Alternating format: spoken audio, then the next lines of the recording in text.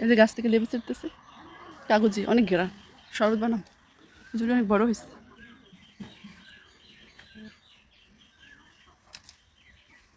দুইটা নিলাম। আসসালামু আলাইকুম, সবাই কেমন আছেন?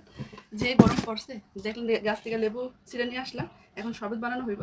সবাই কাজ করে ক্লান্ত হয়ে গেছে, তো ঠান্ডা পানিতে শরবত বানাবো, লেবু নিয়ে আসলাম। এই কাগজি কোয়ালিটির এত ঘেরা যে বলার বাইরে। তো এখন শরবত বানাবো, চলো ফ্রিজ থেকে ঠান্ডা পানি বাড়ি করে নিয়ে আসলাম, বোতল দেখতেছেন, আর শরবত বানায় শরবত দিয়ে সবাই বিরতি কাম করতেছে। আমি তো কোনো কাজ কাম করি না, এই বেকার বেকার বসে থাকলে কার কাছে কোনো মানে দাম পাওয়া যায় না, মূল্য পাওয়া যায় না। যাই হোক, একটু শরবত বানাই দিই ঠান্ডা পানি দিয়ে,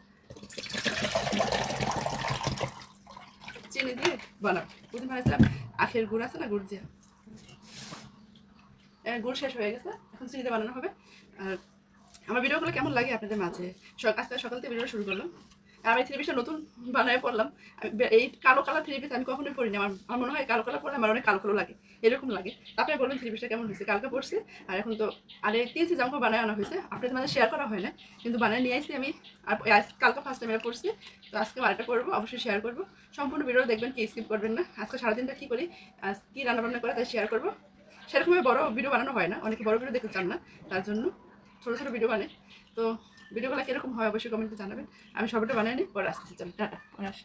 এই তো সবাই বানানো হয়ে গেছে, খাবেন নাকি আপনারা? একদম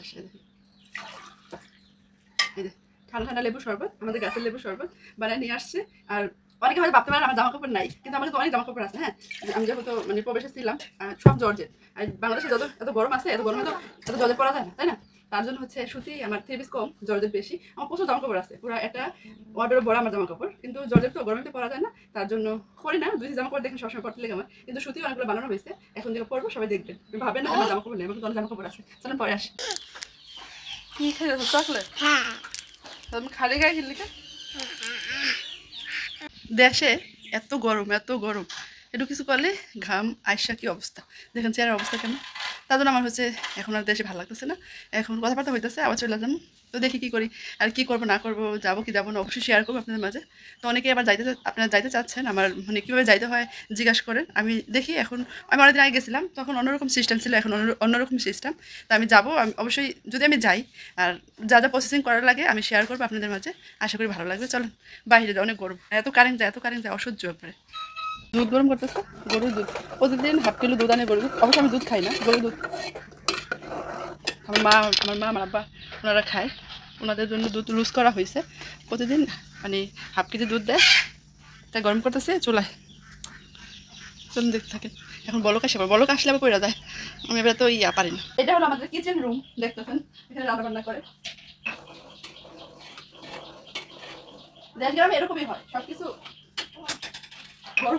বলক আসে পড়ছে না, তারপর পড়ে গেলে তার জন্য চুলা বন্ধ করে দিলাম।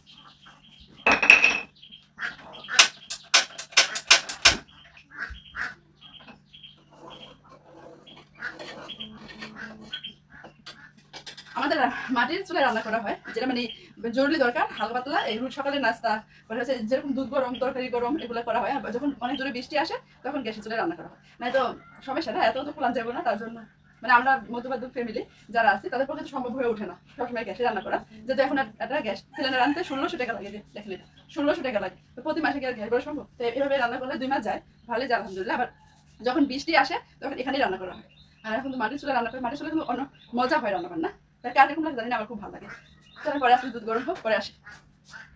আর আমাদের রান্নাটা কেমন লাগতো অবশ্যই জানাবো। অনেকক্ষণ পরে আসলাম ক্যামেরার সামনে, এই যে এটা নতুন থ্রি পিস, আরেকটা থ্রি পিস পিনা চলে আসলাম আপনাদের মাঝে, কিরকম লাগতেছে বলে। অনেকক্ষণ পরে চলে আসলাম আবার আপনাদের মাঝে, গোসল করে ফ্রেশ হয়ে এখন আসলাম, এত গরম পড়ছে। এই থ্রি পিসের কালটা কিরকম লাগে অবশ্যই জানাবেন, আর কি কি রান্না করতে শেয়ার করবো, আর খাওয়া দাওয়া করবো, ক্ষুধা লাগছে অনেক, চলেন দেখতে থাকেন, আশা করি ভালো লাগে। এখানে আছে মুরগির মাংস, মুরগি রান্না করছে, শাকভাজি করছে, অনেক সবাই খাওয়া হয়ে গেছে, আমি খাই না অবশ্য। আর এখানে আছে ঢেঁড়স ভর্তা, ডিম ভাজা, আর এখানে ভাত আছে, আর পুরোর ভাজা। একটু খাবার নিয়ে বসে পড়লাম, এখানে আছে পুরোর ভাজা, শাক ভাজা, ডিম ভাজা, আর আছে লেবু, যে আমাদের গাছের লেবু নিচ্ছে, অনেক ঘেরাম। আর এই যে কী বলে ভেন্ডি ভর্তা, আর মুরগিটা করে নেই, এই যে মুরগি ভুনা পরে নিব। আমি খাওয়া দাওয়া করি, খাওয়া দাওয়া করে পরে আসতেছি চলে। আর আমার থ্রি পিসের কালারটা কীরকম লাগতো অবশ্যই জানাবেন, আমাকে মানাইছে কিনা। বিসমিল্লাহ।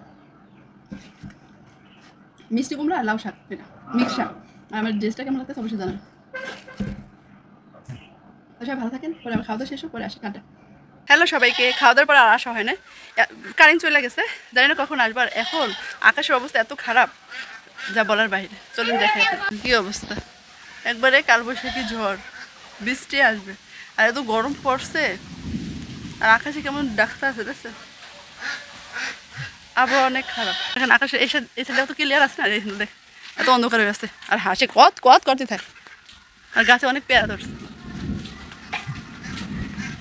এই দেখেন যেখান দিয়ে আমাদের এটা ঘর, এই ঘরে কেউ থাকে না, তো এই ঘরে জানলা দিয়ে ভিডিওর বন্দি করতে। আকাশটা দেখেন কি অন্ধকার হয়ে আছে, বাতাস ছেড়ে দিচ্ছে অলরেডি, ওই তো আকাশ অবস্থা খারাপ।